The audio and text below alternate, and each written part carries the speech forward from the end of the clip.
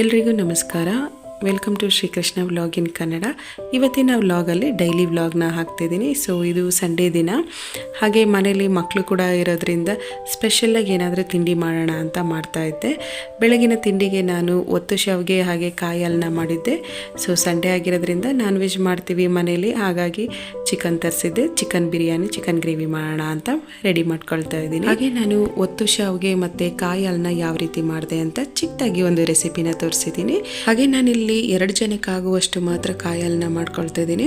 So ಹಾಗಾಗಿ ಸ್ವಲ್ಪನೇ ಕಾಯಿ ಹಾಕೊಂಡಿರೋ ಅಂಥದ್ದು ತೆಂಗಿನಕಾಯಿನ, ಹಾಗೆ ನಾನು ಬೆಲ್ಲನ ಕರಗಕ್ಕಿಟ್ಟಿದ್ದೆ. ಸೊ ಕರಗಿ ಬಂದಮೇಲೆ ಅದನ್ನು ಒಂದು ಪಾತ್ರೆಯಲ್ಲಿ ಶೋಧಿಸ್ಕೊಂಡು ಇಲ್ಲಿ ಅರ್ಧ ತೆಂಗಿನಕಾಯಿಲಿ 1/4 ಭಾಗ ತೆಂಗಿನಕಾಯಿನ ತಗೊಂಡು ಅದ್ರ ಜೊತೆಗೆ 2 ಏಲಕ್ಕಿನ ಹಾಕಿ ರುಬ್ಕೊಂಡಿದ್ದೀನಿ. ಸೊ ಇವಾಗ ಸೋದಿಸ್ಕೊಂಡಿರೋ ಬೆಲ್ಲದ ಪಾನಕದ ಜೊತೆಗೆ ತೆಂಗಿನಕಾಯಿ ರುಬ್ಕೊಂಡಿರೋದನ್ನು ಹಾಕಿ ಚೆನ್ನಾಗಿ ಕುದಿಸಿದ್ರೆ ಕಾಯಿ ಹಾಲು ರೆಡಿ ಆಗುತ್ತೆ. ತುಂಬ ಈಸಿ ರೆಸಿಪಿ ಇದು.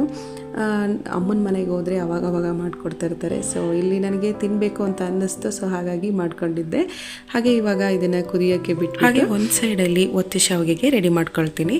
ಸೊ ನಾನು ಒತ್ತು ಶಾವಿಗೆ ಮಾಡೋಕ್ಕಾಗಿ ಒಂದು ದೊಡ್ಡ ಲೋಟದಲ್ಲಿ ನೀರನ್ನ ಹಾಕಿದ್ದೀನಿ. ಸ್ವಲ್ಪ ಬೆಚ್ಚಗಾದ್ಮೇಲೆ ಒಂದು ಚುಟಕಿಯಷ್ಟು ಉಪ್ಪನ್ನ ಹಾಕಬೇಕು. 1 ಸ್ಪೂನಷ್ಟು ಅಕ್ಕಿ ಹಿಟ್ಟನ್ನ ಹಾಕಿ ನಾನು ಕುದಿಯೋಕ್ಕೆ ಬಿಟ್ಟಿದ್ದೀನಿ. ಸೊ ಆ ಗಂಟೆಲ್ಲ ಹೋಗಲಿ ಅಂತ ಸ್ವಲ್ಪ ಉಪ್ಪು ಹಾಕಿದ್ದೀನಿ. ಸೊ ಇದು ಯಾವ ರೀತಿ ಮಾಡೋದು ಅಂತ ಹೇಳಿದರೆ, ರಾಗಿ ಮುದ್ದೆಗೆ ಕುದಿಯೋಕ್ಕೆ ಫಸ್ಟು ರಾಗಿ ಹಿಟ್ಟು ಹಾಕಿ ಕುದಿಯೋಕ್ಕೆ ಬಿಡ್ತೀವಲ್ಲ, ಆ ಥರ ಮಾಡಿದ್ರೆ ತುಂಬ ಚೆನ್ನಾಗಿ ಶಾವಿಗೆ ಕೈಗೆ ಅಂಟ್ದಂಗೆ ಬರುತ್ತೆ. ಸೊ ಅದು ನೀರು ಕುದ್ದು ಬಂದಮೇಲೆ 2 ಕಪ್ಪು ಅಕ್ಕಿ ಹಿಟ್ಟನ್ನ ಹಾಕಿ ಚೆನ್ನಾಗಿ ಈ ರೀತಿ ಮಿಕ್ಸ್ ಮಾಡಿ ಇಟ್ಕೊಂಡಿದ್ದೀನಿ.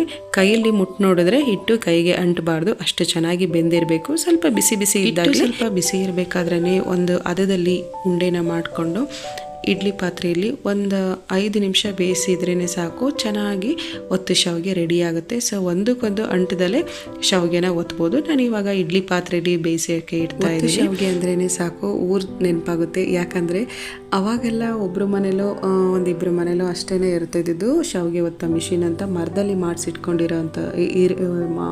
ಮಾಡಿಸಿಟ್ಕೊಂಡಿರೋರು ಎಲ್ಲರ ಮನೇಲೂ ಇರ್ತಿರ್ಲಿಲ್ಲ, ಒಂದು 2-3 ಜನದ ಮನೇಲಿ ಇರ್ತಿತ್ತು. ಸೊ ಇವತ್ತು ಶಾವಿಗೆ ಒತ್ತಿದ್ದೀವಿ ಅಂತ ಅಂದರೆ ಆ ಮಿಷಿನ್ನ ಒಂದಿನ ಮುಂಚೆನೇ ವಾಶ್ ಮಾಡಿ ಬಿಸಿಲಲ್ಲಿ ಇಟ್ಟು ಆಮೇಲೆ ಶಾವಿಗೆ ಒತ್ತಬೇಕಾಗಿತ್ತು. ಸೊ ಇವಾಗ ಆ ಥರ ಏನಿಲ್ಲ, ಸಿಂಪಲಾಗಿ ಚಕ್ಲಿ ಮಾಡೋ ಅಂಥ ಶಾವಿಗೆ ಮಿಷಿನಲ್ಲೇ ಮಾಡ್ಕೊಬೋದು. ಸೊ ಇವಾಗೆಲ್ಲ ಇದೆಲ್ಲ ತುಂಬ ರೇರ್ ಫುಡ್ ಆಗ್ತಿತ್ತು ಅವಾಗೇನಿದ್ರಲ್ಲೆಲ್ಲ. ಇವಾಗೆಲ್ಲ ಬೇಕು ಅಂದಾಗೆಲ್ಲ ಯಾವುದೇ ಥರದ ಫುಡ್ ಆದ್ರೂ ಅಷ್ಟೇ, ಇವಾಗ ಬೇಕು ಅಂದಾಗೆ ಮಾಡ್ಕೊಂಡು ತಿನ್ಬೋದು. ಸೊ ನಾನಿವಾಗ ಶಾವಿಗೆ ಒತ್ತ ಮಿಷಿನ್ ಇದೆಯಲ್ಲ, ಅದಕ್ಕೆ ನಾನು ಸ್ವಲ್ಪ ಎಣ್ಣೆ ಮತ್ತು ಆ ಬಿಲ್ಲೆಗೆ ಎಣ್ಣೆ ಎಲ್ಲ ಹಚ್ಚಿ ಶಾವಿಗೆ ಒತ್ತಕ್ಕೆ ರೆಡಿ ಆಗ್ತಾಯಿದೆ. ಸ್ವಲ್ಪ ಬಿಸಿ ಇತ್ತು. ಸೊ ಬಿಸಿ ಇದ್ದಾಗಲೇ ಒತ್ತಬೇಕು, ಆವಾಗಲೇ ಅದು ಒಂದಕ್ಕೊಂದು ಅಂಟ್ದಂಗೆ ಬರುತ್ತೆ, ತಿನ್ನೋಕ್ಕೂ ಚೆನ್ನಾಗಿರುತ್ತೆ ಬಿಸಿ ಬಿಸಿ ಇರಬೇಕಾದ್ರೆ.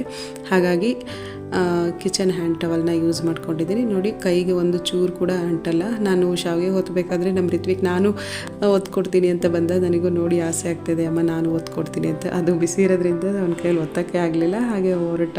ನಮ್ಮ ಅಮ್ಮನ ಮನೆಯಲ್ಲೆಲ್ಲ ಮರದ ಶಾವಿಗೆ ಒಳ್ಳೆ ಇದೆ, ಶಾವಿಗೆ ಒಳ್ಳೆ ಅಂತ ಹೇಳ್ತಾರೆ. ಸೊ ಶಾವಿಗೆ ಒಳ್ಳೆ ಇದೆ, ಅದರಲ್ಲಿ ಈಸಿಯಾಗಿ ಒತ್ಬೋದು, ಪ್ರೆಸ್ ಮಾಡಿದ್ರೆ ಸಾಕು ಚೆನ್ನಾಗಿ ಬರುತ್ತೆ. ನಮಗೆ ಅಂದರೆ ಸಿಂಪಲಾಗಿ ಸಾಕು ಅಂತ ನಾನು ಈ ರೀತಿ ಇಟ್ಕೊಂಡಿರೋ ಅಂಥದ್ದು. ಹಾಗೆ ಶಾವಿಗೆ ಒತ್ತಿದ ಮೇಲೆ ನಾನು ಹಾಟ್ ಬಾಕ್ಸಲ್ಲಿ ಹಾಕಿ ಇಡ್ತಿದ್ದೀನಿ. ಬಿಸಿ ಬಿಸಿ ಇರಬೇಕಲ್ವ, ಸೊ ಹಾಗಾಗಿ ಬಿಸಿ ಇದ್ದರೆ ತಿನ್ನೋಕ್ಕೆ ಚೆನ್ನಾಗಿರುತ್ತೆ. ಸೊ ಇದ್ರ ಜೊತೆಗೆ ನಾಟಿ ಕೋಳಿ ಸಾಂಬಾರಾದರೆ ಇನ್ನೂ ಟೇಸ್ಟಾಗಿರುತ್ತೆ ತಿನ್ನೋಕ್ಕೆ. ನಾನು ಮನೇಲಿ ಕಾಯಿ ಹಾಲು ಜೊತೆಗೆ ಬೆಳಗ್ಗೆ ಟಿಫನಿಗೋಸ್ಕರ ಮಾಡಿದ್ದೆ, ತುಂಬ ಟೇಸ್ಟಾಗಿತ್ತು. ಸೊ ಇವಾಗ ಮಧ್ಯಾಹ್ನ ಊಟಕ್ಕಾಗಿ ನಾನು ಚಿಕನ್ ಬಿರಿಯಾನಿ ಹಾಗೆ ಗ್ರೇವಿನ ರೆಡಿ ಮಾಡ್ತಾಯಿದ್ದೀನಿ. ಸೊ ಬಿರಿಯಾನಿ ಮಾಡಬೇಕಾದ್ರೆ ನಾನು ಈರುಳ್ಳಿ ಎಲ್ಲನೂ ಹೆಚ್ಚಿಟ್ಬಿಟ್ಟು ಅದನ್ನು ಬಿಡಿ ಬಿಡಿಯಾಗಿ ಕೈಯಲ್ಲಿ ಬಿಡಿಸಿ ಒಗ್ಗರಣೆಯಲ್ಲಿ ಫ್ರೈ ಮಾಡೋದ್ರಿಂದ ತುಂಬ ಚೆನ್ನಾಗಿ ಆನಿಯನ್ನು ಎಣ್ಣೆಯಲ್ಲಿ ಫ್ರೈ ಆಗುತ್ತೆ. ಸೊ ಹಾಗಾಗಿ ಈ ರೀತಿ ಮಾಡೋ ಅಂಥದ್ದು. ನಾನು ಚಿಕನ್ ರೆಸಿಪಿನ ಯಾವುದನ್ನು ಶೂಟ್ ಮಾಡಿ ಇವತ್ತಿನ ವ್ಲಾಗ್ನ ಎಂಡ್ ಮಾಡ್ತಾಯಿದ್ದೀನಿ. ನಿಮಗೆ ಈ ವಿಡಿಯೋ ಸ್ವಲ್ಪನಾದರೂ ಇಷ್ಟ ಇದ್ದರೆ ನನ್ನ ಚಾನಲ್ನ ಸಬ್ಸ್ಕ್ರೈಬ್ ಮಾಡ್ಕೊಳ್ಳಿ. ನೀವು ಸಬ್ಸ್ಕ್ರೈಬ್ ಮಾಡಿಕೊಂಡ್ರೆ ನನಗೆ ಹೆಚ್ಚೆಚ್ಚು ವಿಡಿಯೋ ಮಾಡೋಕ್ಕೆ ಪ್ರೋತ್ಸಾಹ ಸಿಕ್ತಂಗಾಗುತ್ತೆ. ಸಿಗೋಣ ಮುಂದಿನ ವ್ಲಾಗಲ್ಲಿ. Thank you for watching.